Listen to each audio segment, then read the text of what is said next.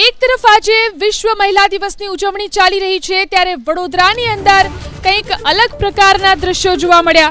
વડોદરામાં મહિલા દિવસે જ ભાજપની મહિલા નગર સેવિકાનો તમાશો।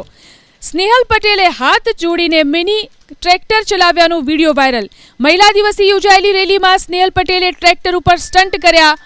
વોર્ડ નંબર 15ના ભાજપના કોર્પોરેટર છે સ્નેહલ પટેલ। રેલીમાં એક હાથમાં તિરંગો અને બીજો હાથ છોડી અને ચલાવ્યું ટ્રેક્ટર। શું ભાજપના નગર સેવિકા માટે ટ્રાફિકના નિયમોમાં છૂટછાટ આપવામાં આવી છે?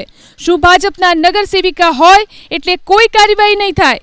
ટ્રેક્ટર પર સ્ટન્ટ કરનાર આ નગર સેવિકા સામે કાર્યવાહી ક્યારે? કેમ પોલીસે આ નગર સેવિકાને સ્ટન્ટ કરતા રોક્યા નહીં? સ્ટન્ટના ચક્કરમાં કોઈ અકસ્માત સર્જાય તો કોણ જવાબદાર? કેમ નગર સેવિકાએ અન્ય લોકોના જીવ જોખમમાં મૂક્યા? સવાલો ઉઠી રહ્યા છે। આ દ્રશ્યો જોઈને જોઈ શકાય છે વડોદરાની અંદર નગર સેવિકાએ કેવી રીતે તમાશો કર્યો। એક હાથમાં ધ્વજ છે તો બીજા હાથે છૂટો રાખી અને તેઓ આ રીતે ટ્રેક્ટર ઉપર સ્ટન્ટ કરતા જોવા મળ્યા।